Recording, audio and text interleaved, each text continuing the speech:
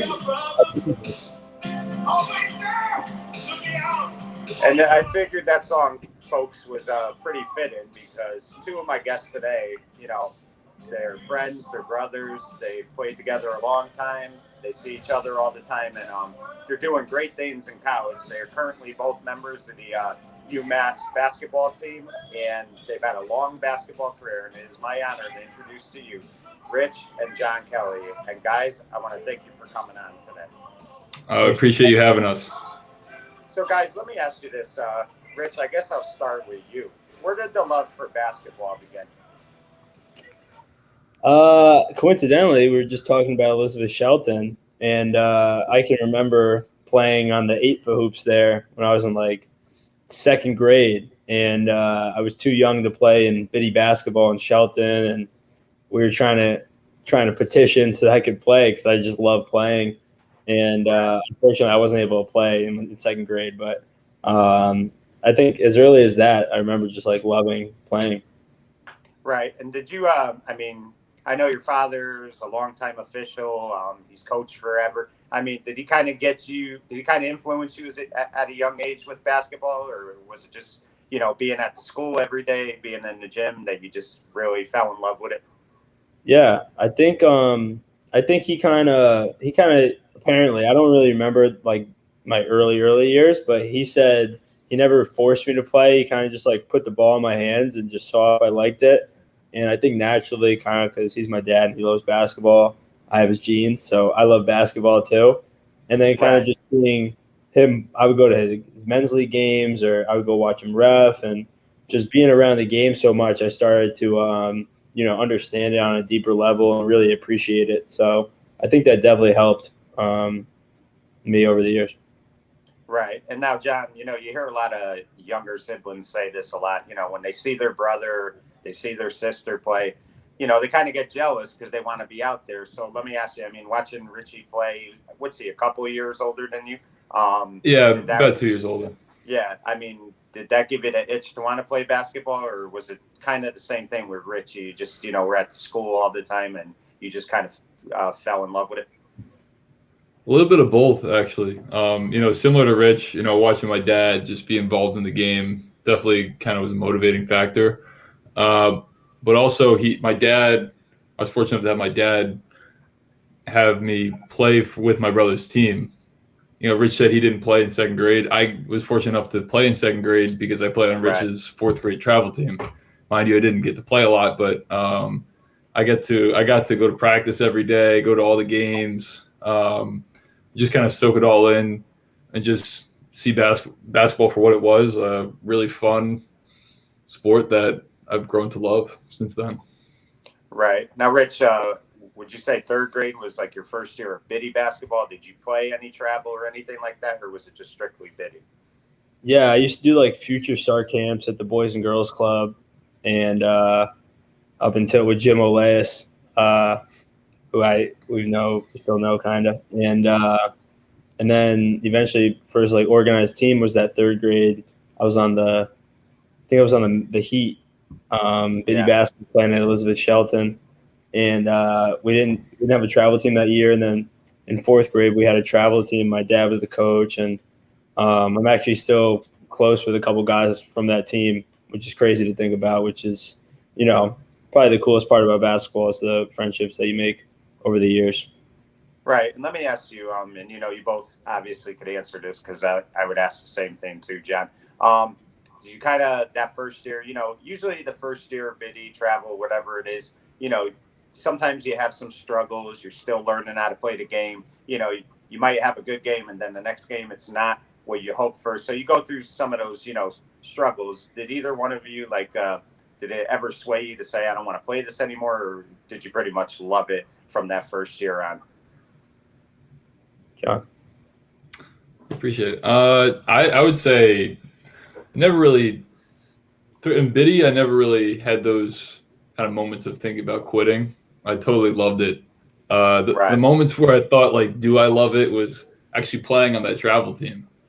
Because the gap between a second grader and a fourth grader in terms of maturity and skill is, pretty big. It's a pretty big gap.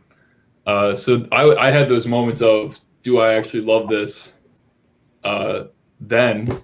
And I was lucky enough to have my dad kind of, push me and motivate me and remind me that it's okay to struggle right now.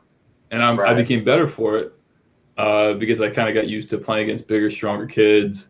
And it helped Yeah. me when I played against kids my own age, which made it, even more fun. Right. And let Yeah. me ask you both. And let me ask you both. Was there any other sports you both liked playing? I mean, I know basketball is number one, but did you like baseball, football, soccer, or any of that, or was it just mainly basketball? Quit soccer pretty quick.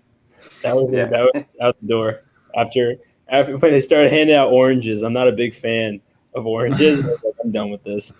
I played flag football a little bit, and I played baseball up until like middle school. But I think John made a great point about hitting adversity so young in second grade because he was playing Yeah. up. Whereas a lot of kids in Biddy, you're only playing against kids your age in your town, which is like the lowest level of competition there is. And so kids don't hit adversity at that age a lot. A lot of times, like I remember I was averaging like 30 a game in like, third grade on the 8-foot age. And I'm like, yeah, I Right. love this, right? This is so much fun. Right. And then I never had that experience where I'm playing against the best kids from other towns 2 years up, like John was. So I think he hit that adversity a lot quicker than I did. And me personally, I hit it more towards middle school when I was started playing kids like all over the state, not just in the area or my town. And I realized like, wow, there's some really good guys out there. I got to get a lot better. And it's uncomfortable. And you either get better and grow from it, or you don't, and you kind of just fall to the bottom of the pack. It's kind of like Right. adapt or die in that situation. So I think I've never personally thought about quitting basketball. Like I just enjoy playing it so much that I never came to that. But I have had times where I'm like, do I want to go all in with this? Do I want to, or do I just want to Right. play for fun? Right. And one thing, guys, that I really think is cool, I'm sure they did it when you guys were in Biddy, they do it now, is especially for the third graders. During the games, they kind of have the coaches out there on the floor, just in case the boys or girls are struggling a little bit, they kind of teach them while they're on the floor. And I really think that helps a lot of kids for their first year because a kid who's never picked up a basketball, sometimes it can be a little overwhelming. And when you have the coach out there kind of teaching you, making, whether you travel, double dribble, whatever it might be. I think that's very important. Do you guys agree with that? Yeah, absolutely. It's sort of like training wheels at that level. You learn to Yeah. ride a bike, and you have your kind of safety net of your coach or what have you on the floor with you. And I remember actually playing biddy. Um, my dad was reffing and coaching at the same time. There was a loose ball, and I ran. I dove on the loose ball, Right. slid out of bounds with the ball in my hands. And my dad said, "I like the hustle. We'll give him the ball back." And just like that, just goes to show, like, learning at that level is much more important than the actual rules. Yeah. In that lesson, like, it's good to dive on loose balls. I'll reward you for that. So I think it's very important and great for the game, having those coaches, those parents on the floor, kind of not, disciplining the kids, but more so just teaching them how to, love the game and have fun with it. Yeah, Right. I think there's always a sweet spot too, of if a sport or competition or whatever is too hard, the players Yeah. are too good, it's not fun, and if it's too easy, it's not fun. So you need to have Right. a sweet spot where you have success, but you also have some obstacles. And I think that with the coaches, they can kind of guide the players to have some success and have fun. Because whenever you hear kids quit a sport at a young age, they say, "I'm not having fun." Right? So Right. it's like trying to maintain that sweet spot where you're still having fun and you're challenging yourself. Right. So talk to me about travel that first year that you guys played for your dad. Because, here's the thing with travel, which is, there's a lot of things different about it from Biddy, but the big thing that is different about it from Biddy is that you're not guaranteed playing time. You know, the coach could play you 2 minutes, he could play you 20 minutes. It really comes down to, you know, what you're doing in practice, what he's seeing. So just talk to me about that first year of travel. Was it fun? Was it a little rough or a little both? What would you say? Yeah, I think that was like one of my favorite years of basketball in my career was like my fourth grade travel team because it was like the first time. It's kind of like an all-star team for your town, and you're going around and playing all the other all-star teams. And, you know, it's like the first real basketball experience you have because in Biddy, it's kind of like training wheels, like John said.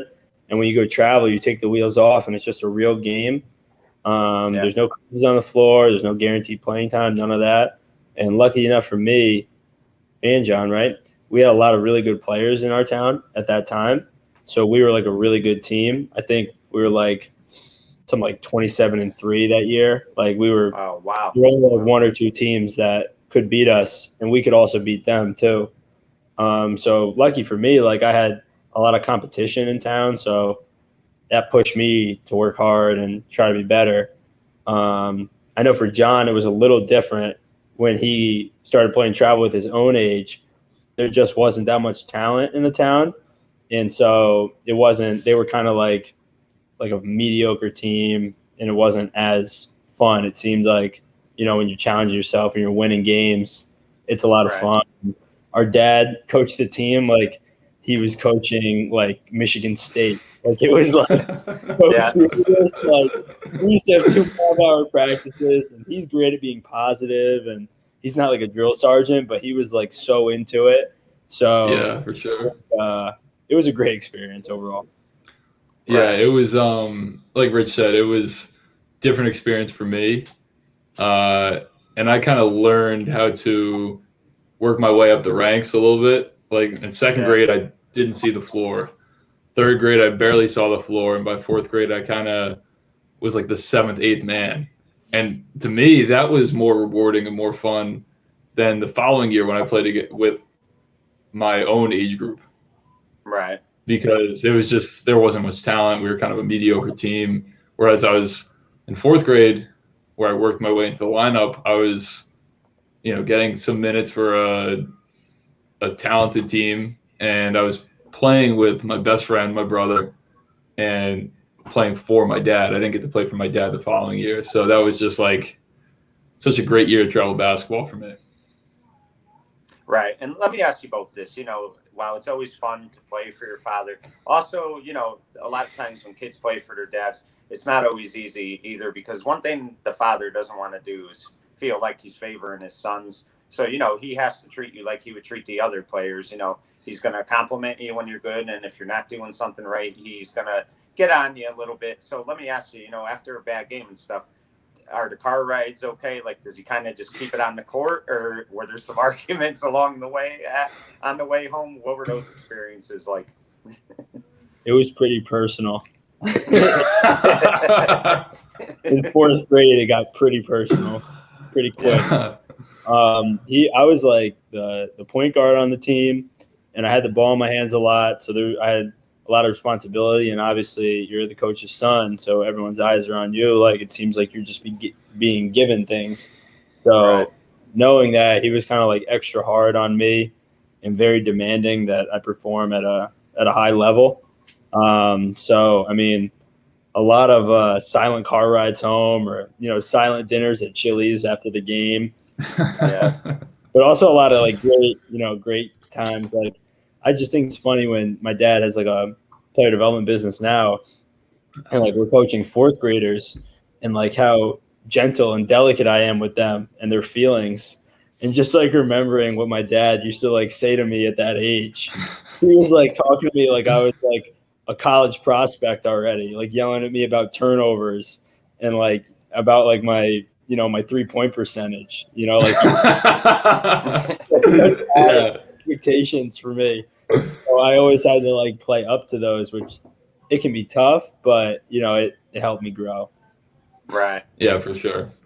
I likewise, what he's saying, all true.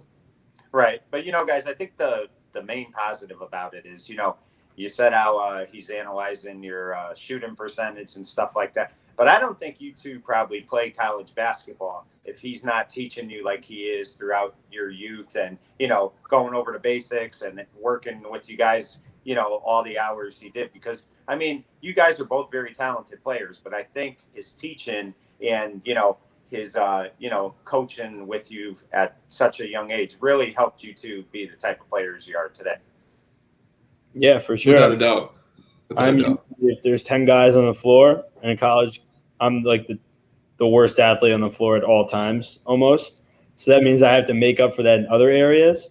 And those are usually areas that he helped develop, such as basketball IQ and the ability to shoot the ball and skills and all that. So, I mean, the player I am today, and John as well, is directly impacted by the foundation that he laid for us as a coach.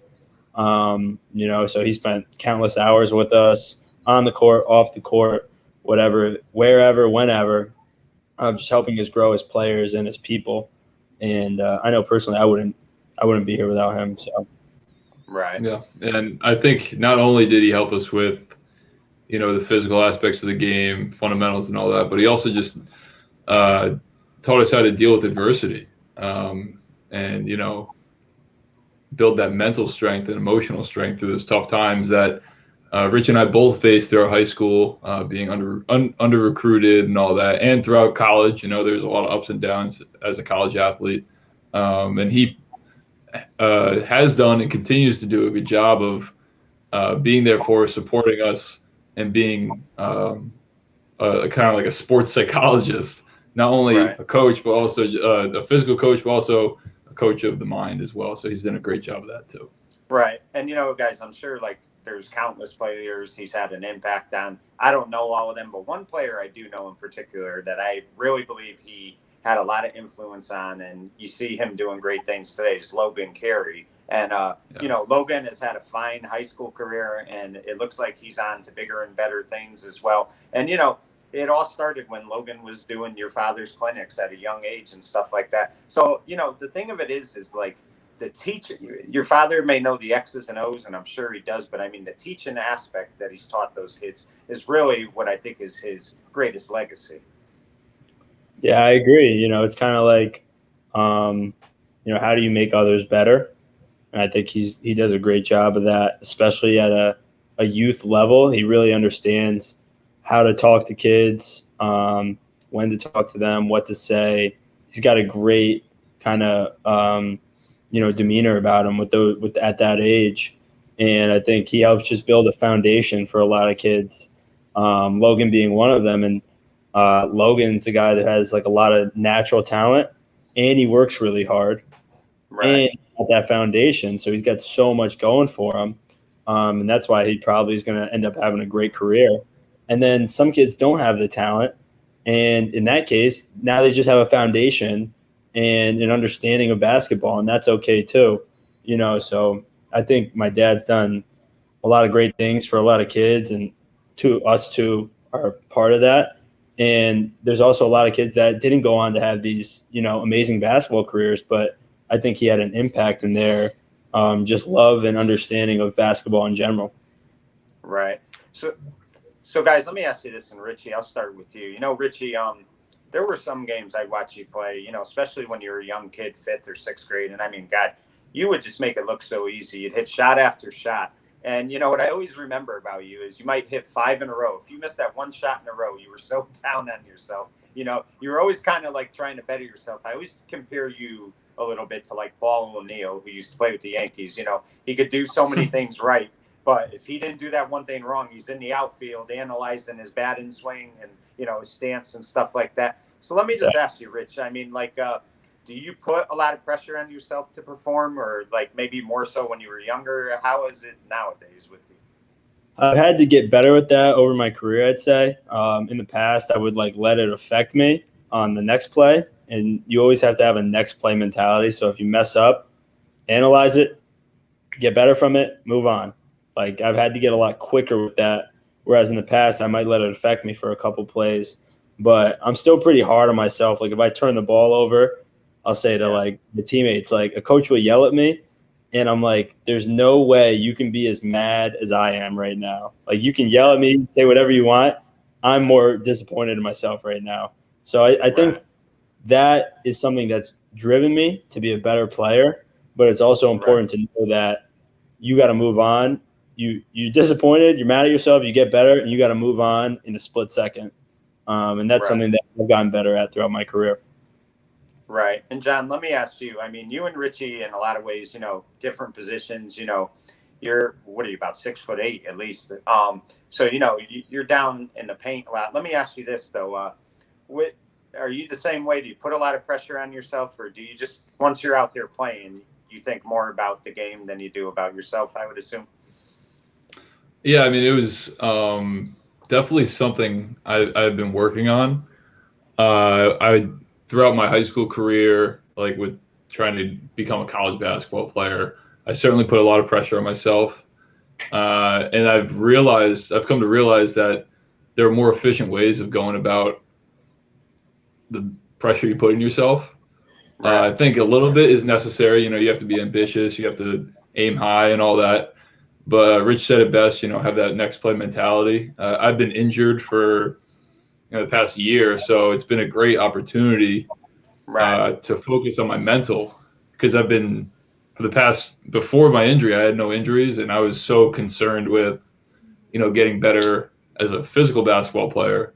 But now I've had the opportunity to kind of reflect on my more so mental approach to the game, and I think it's been going well so far. So I'm trying to take a new approach, less pressure, more recognition of just my love for the game and awareness of the play in front of me. Right. So before we get into your high school careers, Rich, let me ask you first. Getting ready for high school, you're in 8th grade. What was the one thing you said to yourself, I need to improve on this the most if I'm going to play high school basketball? I think at that age, like you're still going through puberty and all that. You're still physically underdeveloped compared to a lot of seniors. So I think I want to get as physically prepared as I could, because I wanted to play varsity, and I did my freshman year. So I'm like, if I'm going to be competing against seniors every day, I got to get stronger, faster, a better defender, all that. So that was kind of the big thing I tried to focus on going into 9th grade. Right. And John, let me ask you, being, a big man, I mean, did you find yourself, getting in the weight room as you got older, just trying to bulk up a little more? What did you kind of think you needed to do once you got to high school? Yeah, that was definitely a common theme that a lot of coaches would tell me. I was like really skinny in middle school. So it was constantly trying to get bigger, stronger, faster throughout high school. And also a big thing for me, I remember my freshman year, was just because I was so skinny, I had to learn how to be like a lot tougher, because I wasn't going to move guys like just easily just by like boxing them out because they're much stronger than me.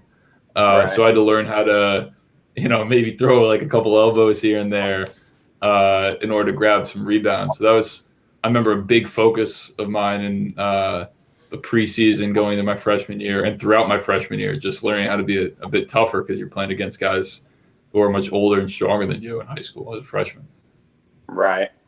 So, Rich, correct me if I'm wrong. You began your high school career at Fairfield Prep, was it? Or was it Chester Academy? I did a freshman year at St. Joe's in St. Trumbull. Joe's, okay. And just talk about that, because, St. Joe's has had a very long story tradition. They've been a winning basketball program for a long time.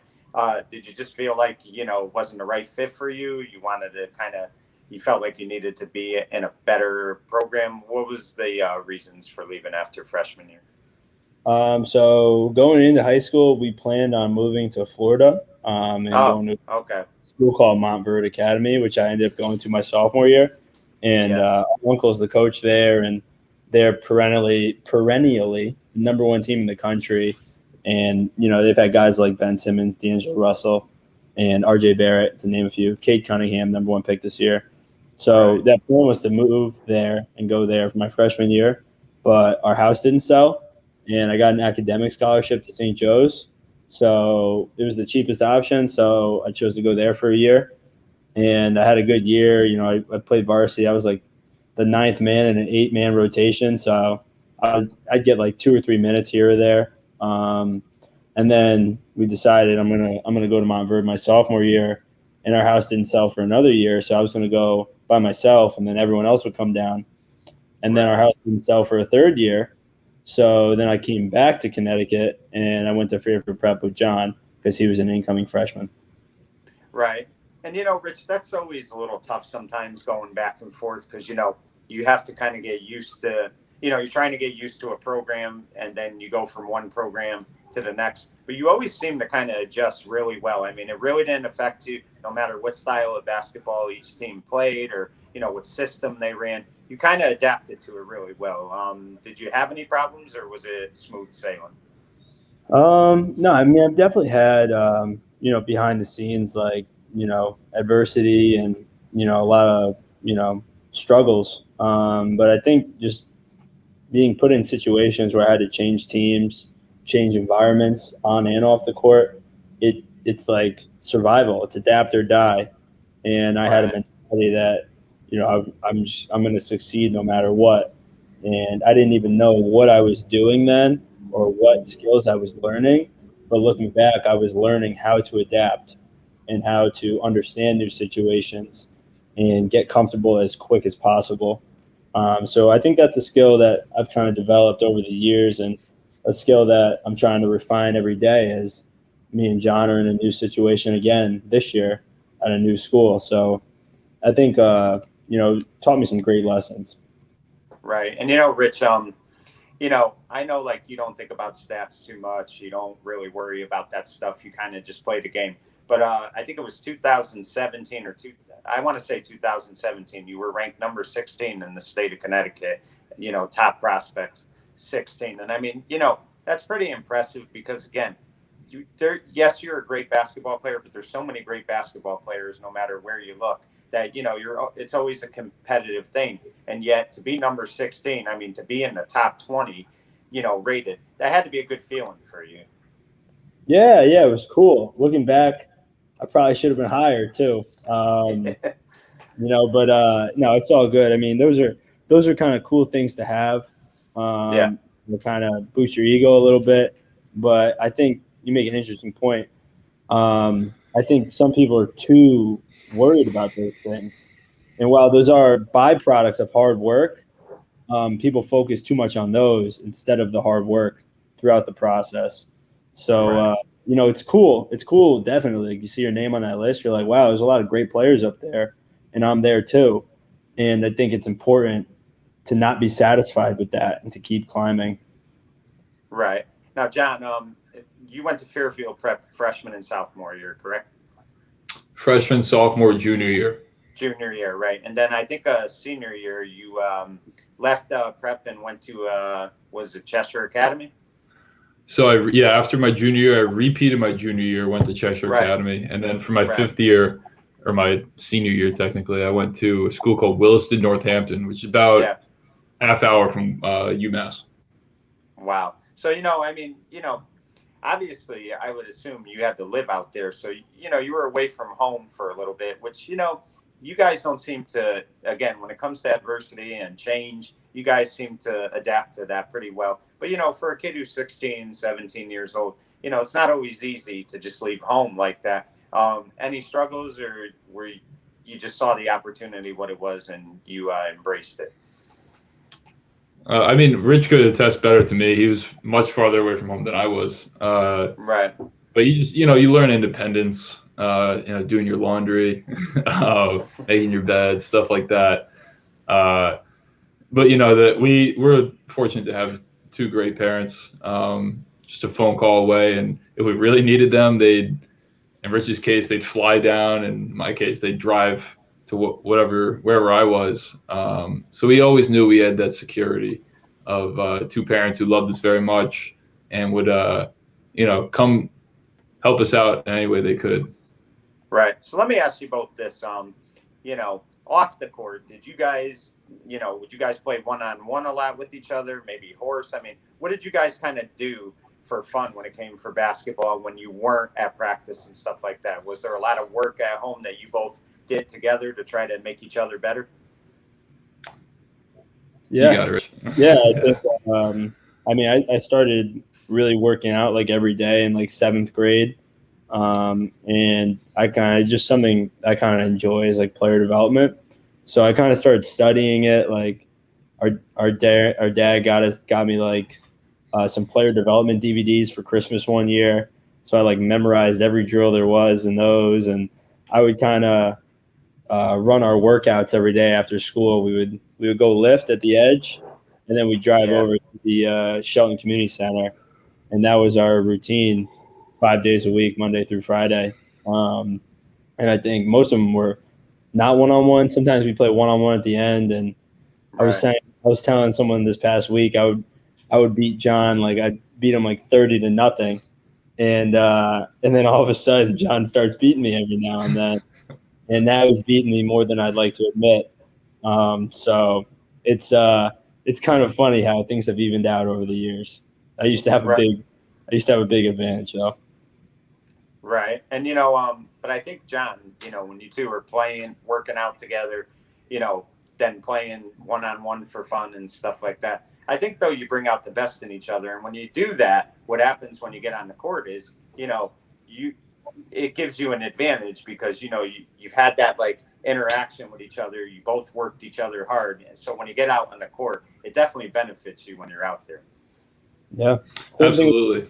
Same thing with the team as well. You're going at each other every day, and now you have a great idea of what each other is made of, and they've got your back when you step out on that court. Right. So, John, let me ask you this. You had quite the, senior season. I think you were a two-time, what was it, Class player selection and stuff like that. Just talk about some of those accolades. And I think at Fairfield Prep, you also made New Haven Register all area, correct? Yeah. I think that sounds about right. I was that New Haven Register selection when I was at prep my junior year, and then at Cheshire Academy I got double A, I think honorable mention, and then at Wilson I got Class A first team or whatever. Right. And the accolades are great, but I really was just happy about my experience there rather than the accolades I received. Yeah. It's more so just learning the lessons of how to deal with adversity and working hard and all that, and having those good games that earn you those accolades. Yeah. It's more. I think those accolades are just more so of a product of those experiences, and I was honored to receive anything that was given to me. Right. John's being humble. His fifth year at Williston, he had 3 separate games where he hit 8 threes in a game, and one Wow. game he hit 10 threes. So he had a pretty good year. Yeah. And John, for a guy who's like I said, 6'7", 6'8", I mean, to be hitting threes like that, I mean, sometimes the big man kind of gets stereotyped that they can't shoot, they could just shoot underneath. So to be able to do stuff like that, it definitely proves that if you work at your game and stuff, you could be a threat on the outside, not just in the inside. Yeah, being able to shoot is like, I might be a little biased, but I think it's one of the most important assets as a basketball player. Just because it adds versatility and you're much more tougher to guard. You got to be able to do both, though. You got to be able to shoot and finish. Just because if you're only one dimensional, it's much easier to guard you. Right. So being able to do both is very, very important in the game of basketball. Right. So, Richie, talk to me a little bit. I think the 2015 season at Fairfield Prep, you guys went on a great run. You guys went to the Double L championship, and talk to me about that run a little bit because that was a very good Fairfield Prep team. Yeah, I think that was a lot of fun that year. I was coming back from Florida, and I think we were number 10 in the state in the preseason, and we actually opened the season up with Shelton High at home, and we beat them by 2. So I was like, oh, wow, it was crazy game. And we were not a great team at the time at Fairfield Prep, and we had a lot of talent, but we had a lot of new guys, and we ended up coming together really well and meshing throughout the season. And then we went into the state championship, the state tournament. I think we were a 1 seed. We had lost the SEC championship that year by like 20. We played awful, but it was a very humbling experience. We realized we weren't untouchable, and Right. we went into the state tournament and we kind of dominated going through it. And we got to the state championship game and playing a really good West Hill team with a kid named Jeremiah Livingston who was averaging like 30 a game that year. And we ended up beating them by 1 point. They missed a shot at the buzzer. It hit the front of the rim. Like literally, if the kid put 1 more inch on the shot, it would have went in. And he didn't, and we ended up winning by 1. And it was like one of the best feelings I've ever had. Right. And I mean, the individual accomplishments are great, but when you can win something as a team and win a championship as a team, I don't think anything could really compare to that. Yeah, it's not even close. Right. So, Rich, let me ask you, how was the experience at Cheshire Academy for you? I believe you were second team All New England. So, I mean, again, another great season. But just talk about going to Cheshire Academy because not an easy school. It's a really good program, and you really have to hold your own there. Yeah, so going into after my senior year at Fairfield Prep, I was pretty much a Division III recruit. I didn't have any scholarship offers, and I chose to do a post-grad year there. And it's a pretty high level, double A. In double A, you probably have anywhere between 3 and 7 scholarship players on every team. Some high major guys, some Division II guys. It's pretty. If you look at that, the first team and the second team from that New England list I was on, I think there were like 8 high major players, me and a kid that John actually played with that went to Holy Cross. So, I mean, it was a pretty high level, and I was excited to do it. And we had a coach named Kevin Keogh who put the ball in my hands, had a lot of trust in me, and fought tooth and nail to get guys to recruit me. And, I wouldn't be where I'm at without him. He really stuck his neck out for me and gave me a great opportunity when I needed it. And, lucky enough, I played well that year. I didn't get injured, and I was able to get, a number of scholarship offers. Right. And, John, let me ask you this. Do you think that senior year at, Williamson, do you think that really Williston, helped? Williston, yeah, sorry about that. Do you think that really helped you, to get to UMass? Do you think that played a big part in it? Or do you think you'd be going to UMass today if you didn't go to that school? Oh, I think it definitely played a big role. It taught me, like I said before, it taught me like a lot of lessons. It just taught me the value of hard work. Right. I remember going into that year, I didn't have much college recruitment, and just telling myself that no matter what happens this year, no matter what recruitment I'll get, it's not going to be because I didn't work hard enough. Right. So that was very big lesson I learned there, and it's a lesson I try to apply to my life every day. And obviously, it's difficult, and sometimes I don't work as hard as I should. There's always room for growth and all that and improvement. So I think absolutely that year was very important in terms of where I am today. Right. And talk to me, John, about the season at Fairfield U. They're a program, that for a long time was very good. They've kind of had some very tough times the last 5 or 6 years. Just talk to me about that season there. And did you enjoy that 1 year there? Yeah, so I was actually there for 2 years. 2 years, okay. I redshirted my freshman year, and then Right. last year I was injured for a lot of the year, but I was able to get healthy. I got in a couple games throughout the January to March period. Right. It was a good experience, a great experience for growth. I made a lot of great relationships with my teammates. Just basketball wise, they value defending, rebounding, toughness. So I definitely learned a lot from that experience in terms of those areas.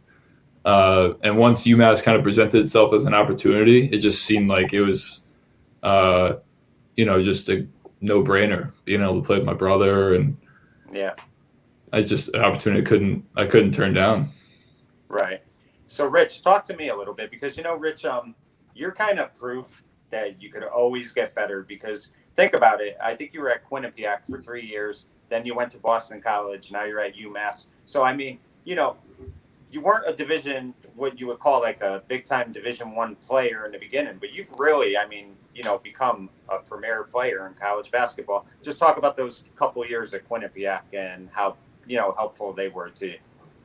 Yeah, I mean, I think I was put in a great situation my freshman year. We didn't have any other point guards on the roster, and I got to have the ball in my hands and learn through mistakes. A lot of guys their freshman year will make a mistake and get taken out because there's an older guy in front of them. And lucky for me, there was no one else to go to. So if I made a mistake, they had to keep me in. And that was a great opportunity for me to grow as a player and a person.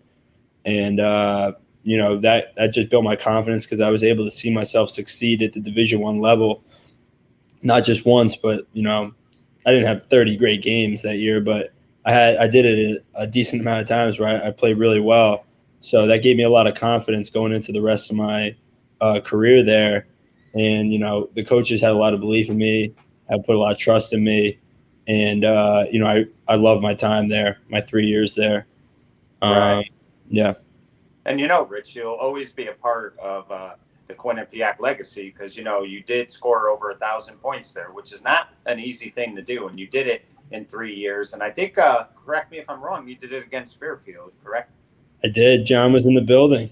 Yeah. So talk about that. Talk about that night because I'm sure both your parents were there, your brother, obviously, and of course your sister, I'm sure, was there. So just talk about that moment because, Rich, the thing of it is, someday basketball will end for you, but those memories like that night will last forever. So just talk about that moment on January 24th. Yeah, that was such a cool experience. I think going into that game, I needed like 17 points, and I think I averaged like 17 a game that year. So I was like, all right, if I play solid tonight, I'm going to get it. And we come out, and I had like one of my best games of the year. I think I had like 26 points and 7 assists, and I was just, kind of on fire. Everything felt right.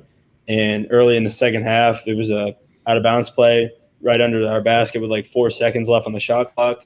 And I came off for a handoff. The guy denied it, and I came back and took a three with like a second on the shot clock, and I hit it. And I didn't realize that was my 1,000th point, but everyone started standing up and cheering. And that was a brief moment. I'm running back. I'm like, oh, that was pretty cool. But now we got to get a stop. Right. So we ended up winning the game. We played really well, and I got to hug John after the game. It was a really cool experience. Right.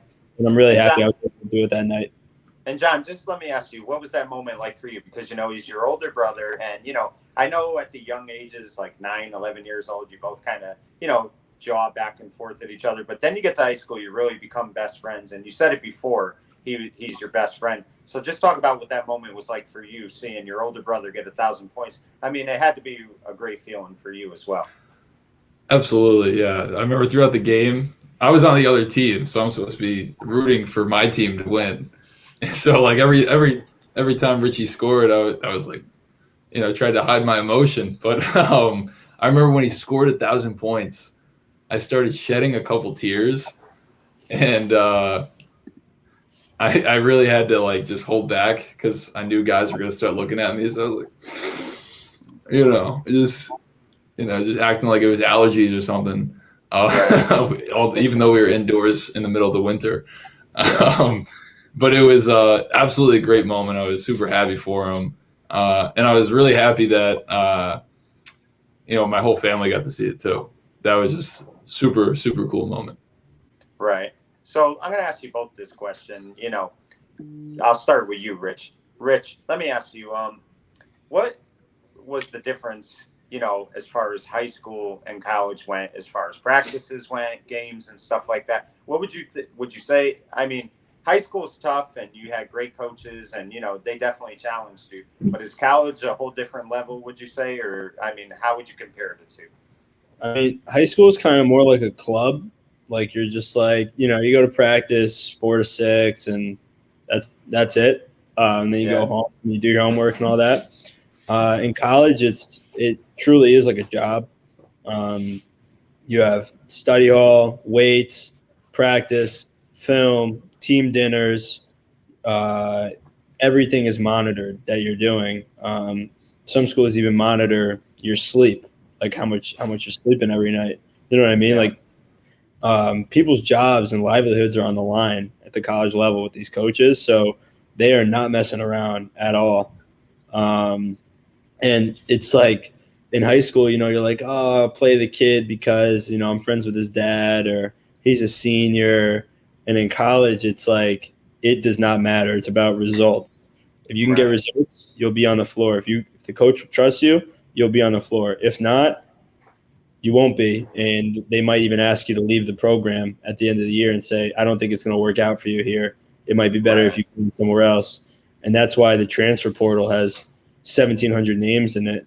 Half of it is guys want to move up. The other half of it is coaches telling guys, you got to move down. You're not good enough to play here. So, I mean, it is a lifestyle at the college level. If you don't love it, it's gonna break you down pretty quick. Right. And John, let me ask you, you know, not only do you have to go to practice, you know, and you got to watch film, you know, all the things that coaches in college demand of you, but you've also got to do your academics, you know, the school, which is the most important thing. And sometimes it's hard to juggle it all because, I mean, you know, you're constantly thinking about, okay, you know, did I do this right yesterday? What do I need to work on? And then you got to think about, you know, your career and stuff like that. So is it very overwhelming sometimes between school and basketball? Yeah, it could get pretty hectic at times. It's definitely it teaches you the skill of being able to kind of compartmentalize things, Right. uh, and it's you use that phrase juggling. It is like juggling, um, and there are times where you have to prioritize, studying for a midterm over getting, extra reps up after practice, which is tough because speaking as a college basketball player, most guys who play college basketball are considered student athletes, but they really, really love the athlete part of it and really just Right. want to focus on the athlete part of it. I can't speak for everyone, but that's what it's like, at least for me, and I'm sure for Rich too. Um, so you have to kind of really evaluate where your priorities are, and you have to look long term. What do you want to get out of your college experience as a whole? You want to get a good degree. You want to, gain some knowledge about what your major is. Um, so yeah, you just got to compartmentalize and keep juggling until you get that degree. Right. So, John, talk to me now. You're currently, you said you're a junior, correct? At UMass. So, Correct. talk to me right now. How is UMass going for you? How are you doing in your junior season? It's early in the season, obviously, and we're going to get to an important game soon. But talk to me about how your season is progressing thus far. It's been good. So I'm a junior, and I actually have 4 years of eligibility left, which is Wow. crazy because I'm turning 22 next week. So I'll be pretty old if I use all 4 years. Um, but yeah, it's going pretty well. I've been injured for, like I said before, like this whole year, I've been dealing with injury. So I've been every day, it's really just rehabbing, lifting and rehabbing, just so I could get back on the court. It's also a lot of getting to know my teammates. Uh, just not only just hanging out with Rich, which is really easy and really fun, but getting to know everybody, and becoming really close and having a good, healthy bond with them because that's important to winning. Everybody on the team has to be a cohesive unit, and I think that's what everyone is really trying to learn is to become closer with one another on our team and develop a deep understanding of each other, so that when it comes time to play, we'll know how to approach each other, hold each other accountable the right way, and that's where I think therein lies winning. Being able to play together as a unit. Right. And Rich, let me ask you this. John just touched on it. One of the hardest things in college basketball, and especially as you get older, is staying on the court, staying healthy, because your legs do break down sometimes, your body breaks down. It's a long season.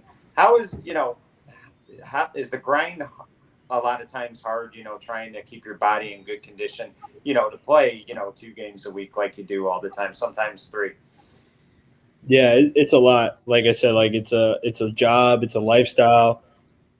Keeping your body ready is the same thing. It's what you eat, how much you sleep, what do you drink, like what are you putting in your body? Your body's a machine, so what are you fueling it with? My freshman year, I learned that because my body was not ready to play college basketball full season, and I was thrown into a role where I had to. So I had to be nearly perfect with everything I did, and I wasn't. At times I was, really injured or whatever, had to play through it. But I think it's just all about consistency in life and in basketball. It's like, what are you putting in your body to fuel? How much are you sleeping? Directly impacts how you're going to feel at practice the next day and how you're going to perform on the court.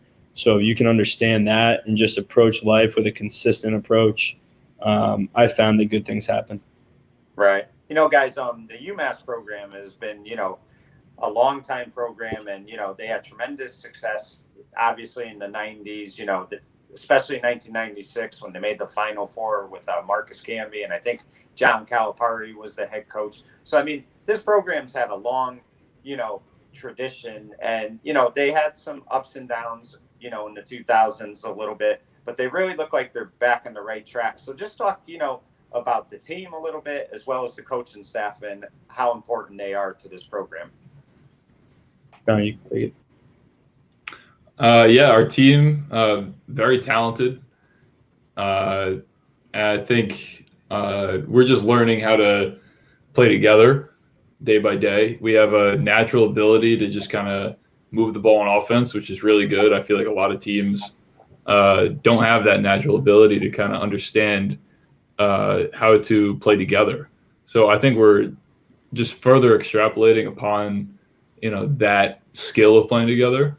Yeah, Right. big word, extrapolating. Like that word. And I think our coaching staff is taking a growth mentality every day, just trying to find different ways that we could get better as players and that they could get better as coaches. So I think we're heading in the right direction, and we shall see how the season goes. Right. I and think, Rich, yep. Go ahead. Yep. Yeah, go, Rich. Let me ask you. I mean, this is probably going to be your only season at UMass, correct? So, Yes. I mean, obviously the goal is to make the tournament. That's number one. But just for you personally, what is your main goal more than anything else for this season? I mean, it would be great to say I want to win Player of the Year, right, in the Atlantic 10. Yeah. I think if there's 15 guys and 14 teams, there's 200 guys in the Atlantic 10. All 200 of them want to win Player of the Year. But really, right now, what I'm focusing on is just enjoying every day and staying in the present moment, because this will be my last year in college, and I'll never, for the rest of my life, I could live 100 years. I'm never going to play college basketball again. So I'm just trying to enjoy the moment and be here now. Right. Rich, you talk about enjoying the moment.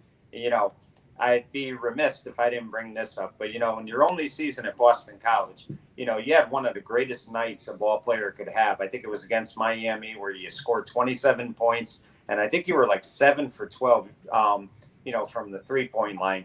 I mean, just a phenomenal night. Just talk about that game a little bit, because, I mean, Rich, Boston College, they were one of the, creams of the crop in the Big East for many years. So just talk about that a little bit. Yeah, I mean, last year I had so many ups and downs and so much adversity that I had to, fight through. And that night was kind of the night that I was able to break through and really just, I was in the zone, as they say, right? And like, what is the zone? It's just when you are naturally reacting in the right way, right? You're hitting shots, you're holding your follow through, you're making the right reads. and it's all effortless. And that's how I felt that night. I had been through so much that year. Everyone had with COVID and all that, and it was a special night because I had waited so long to have that moment that year. I knew, you tell yourself but you really don't know. I knew I was going to break through. I knew I would succeed in the end, right? You tell yourself Right. that over and over and over, and then you just get pushed down every day, and you got to get back up, and you get pushed down, and you get back up, and you keep telling yourself, I will break through. And that was kind of the night that I did. So that was really cool to see. And to be honest, I think everyone in the gym was surprised except for me, because I'm very confident in myself. I know the work I put in, and I've seen myself do that before. Whether while it was on a different stage, I knew I could do it, and it was cool to just see that actualized. Right. And John, little by little, you improved your game at Fairfield.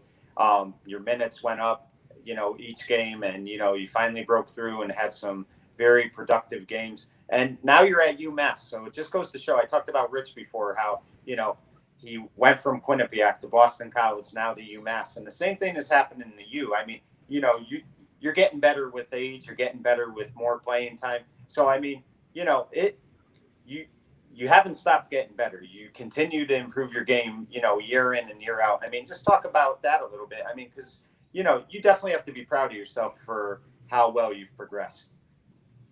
Appreciate that. Thank you. Yeah, it's definitely just an everyday approach, just trying to find different ways to get better. And it's a lot of it is just evaluating the details of all of it, whether it be shooting or playmaking. It's just constantly evaluating how can I get better, acknowledging where I'm doing well, where you're doing well at, but always looking toward the future while at the same time staying present, if that matters. Rich made a great point that this year he's trying to stay present, enjoy his final year of college basketball, and that's an extremely important skill to have, being able to stay present throughout, the ups and downs of being a college basketball player, just being an individual. So I think that's just helps me to become a better person. That ability to constantly try to stay present and evaluate how can I be better today, Right. so I can have a better tomorrow. Right, exactly. And guys, next Friday, I believe November 12th, I think it is, you guys have a very, important game for you guys personally, because you're making your return to Connecticut. UMass is going to take on Yale. And guys, I don't care how many times you might come home to Connecticut and play a game. It's always special because you are playing in front of your people, your state, where you grew up in. So just talk about that a little. How exciting is that going to be for both of you two? Yeah, I mean, personally, I'm looking forward to it a lot. Just having my family and friends at the game at Quinnipiac. Those people showed me a lot of love and support. And unfortunately, last year, no one is really able to come to games. So I'm just looking forward to, going out there and just playing the game I love and in front of the people that I love. And it should be a great experience.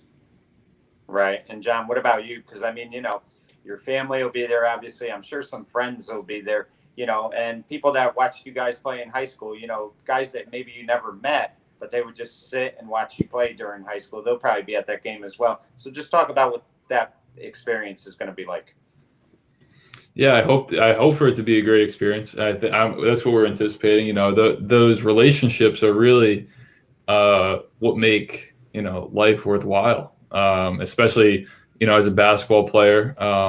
It's being a basketball player is about having a great career, but also just the relationships you build throughout that experience is beautiful. And I think that's going to be something that's going to be very prevalent that night against Yale. We'll see a lot of people that supported us and loved us throughout those years in high school and Rich's throughout Rich's years at Quinnipiac and my years at Fairfield. Right. And guys, let me ask you this. At some point your basketball careers will end, but I'm sure like even after college, whatever level you decide to continue playing, you're both going to try to play basketball at some level. But let me ask you, we talked about your father earlier. He was a coach. He was a college official, probably still is. Is there any desire to do any of those things? Would you both want to get into coaching, whether it be high school or collegiate? Personally, I'd love to give back in some regard. I feel like so many people have given back to me that it's only right that I continue to pass along what they taught me and also the things that I learned throughout my experiences. So in some regard, I'd love to coach one day. I don't know if I'll do it for a full-time job, just because collegiately or in the NBA, there's so much more than just coaching outside the line you have to deal with, and sometimes it can take away from the game. But I think right in this very moment, I think it'd be pretty cool to make a lot of money and then be a high school coach and just try to help kids grow as individuals, really, because that's a very formative stage in people's lives. They're going to college and they're going to go into the real world. So if I can teach them how to play the game as well as some life lessons, I think that'd be pretty cool. Right. And John, let me ask you, I mean, like, would there ever be a desire to coach at the collegiate level or even be a high school or college official? Yeah, I think I'm in the same boat as Rich right now. Just possibly being able to give back to the game at like the high school level would be, right now in my life, I think looking at that would be a pretty cool thing to do. I think it's important to, give back to the game just for the sake of the love of the game, love of the individual, and moving the game forward. We talk about when we talk about people who have been good for the game, whether it be a coach, a player, a broadcaster, it's because they push the game forward. So being able to do that would be great. Not for myself, just for this love of the game and love of the person, whoever I'm helping. Right. Guys, I'm going to start with you, Rich. Talk to me, not just in your basketball career, but just talk to me what John has meant to you, not only as a brother, obviously, but also as a friend. Just tell me, what he's meant to you in your life, because, he's played a big part in, not only you as a great player, but, even as a great person as well. You're going to make me tear up here. I mean, John's been by my side every step of the way, whether physically, for most of it, or, just emotionally when we were away from each other physically. So I wouldn't be the person I am today without him in my life. And, he just watching him and how he lives his life pushes me to be a better person, and pushes me to grow. So, I mean, appreciate you, John. He's right down the hall right now, but, Yeah. It's been great to have him by my side and be by his side. And my dad would always say, like, when we were younger kids, we had to be best friends. He would make us be best friends. Like, if we fought, he would be like, "You're not allowed to be mad at each other. You have to be best friends." I'd be like, "What is he talking about? This guy is so annoying. Like, how can I?" You know what I mean? It's like your little brother, annoying you, he's following you around. But now, in hindsight, I see what he was doing, and I'm really glad he did it, because now we have a bond that we'll have for life, and I have someone that I know is always going to be in my corner no matter what, and I'll be in his corner. And you need that in life. You need someone to be your backbone sometimes when you can't stand up yourself.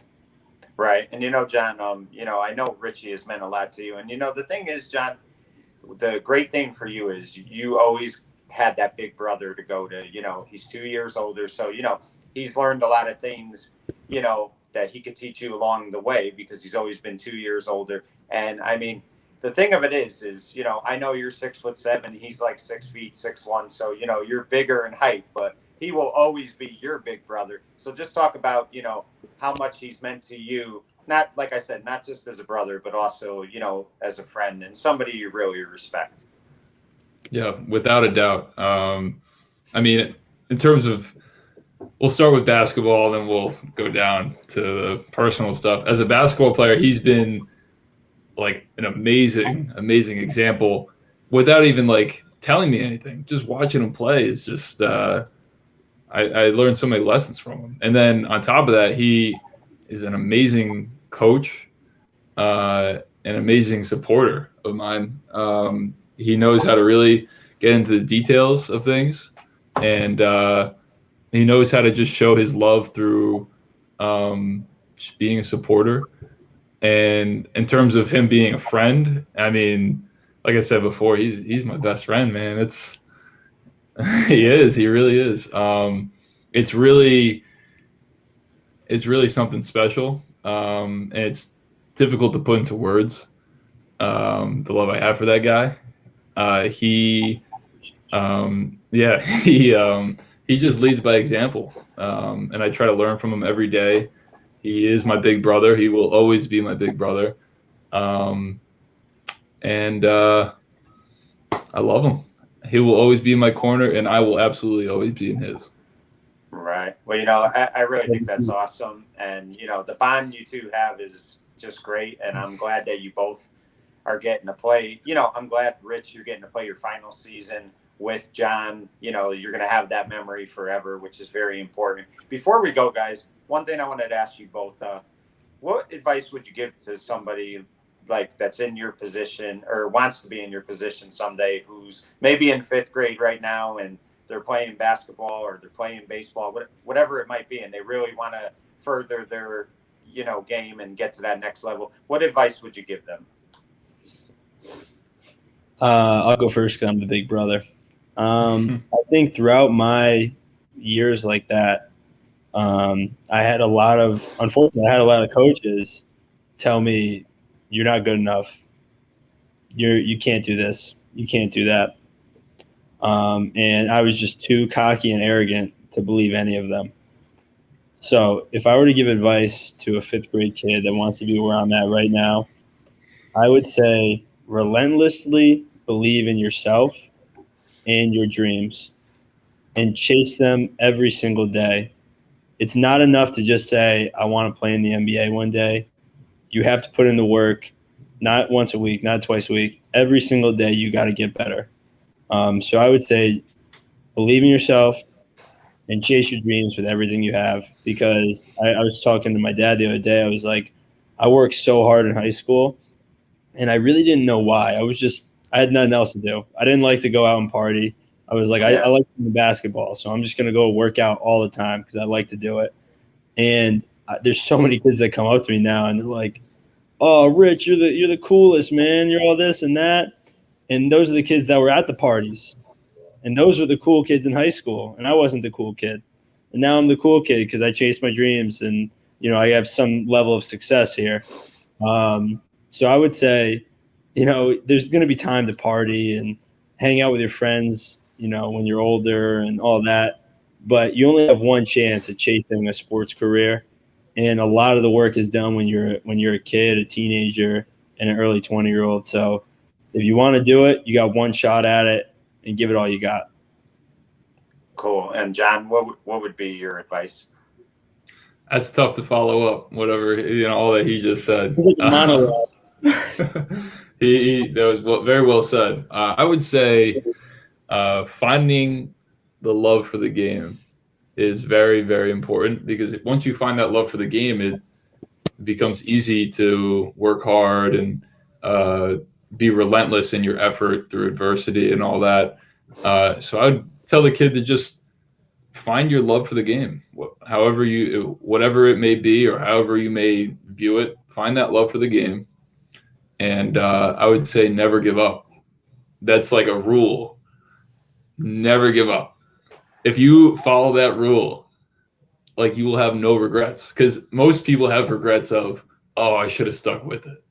And if you give up to pursue something else, that's great. I gave up on baseball for basketball. So those would be my two. Find the love for the game, cherish, hold on to that love, express that love for the game, however you want to, however you feel is best for you, and never give up.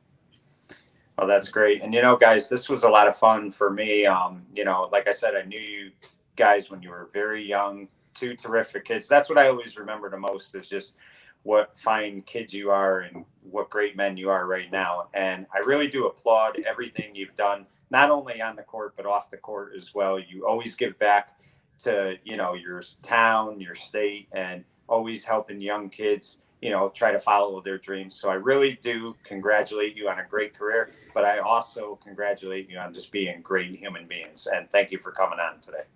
Thanks for having us. Thank you for having us. Thank you, guys. I appreciate it. Well, there you have it, folks. The Kelly brothers, I knew them at a very young age. Right away, you could just see the type of bond that both of them have. From day one, they go out there and they love the game of basketball. But what they love more than anything else is each other. And you see that all the time. When one did good, the other was always clapping the loudest. They were always happy to see both, each other do so well. And, there was never resentment. There was never jealousy. There was just, admiration and respect and love that they had for each other. That's what always stands out the most to me about them. Are they terrific basketball players? Absolutely. Nobody will ever deny that. They are definitely gifted kids. But more than anything else, they're great human beings. For the Kelly Brothers tribute in the spotlight, I'm Mike Kenichi saying good night, everyone.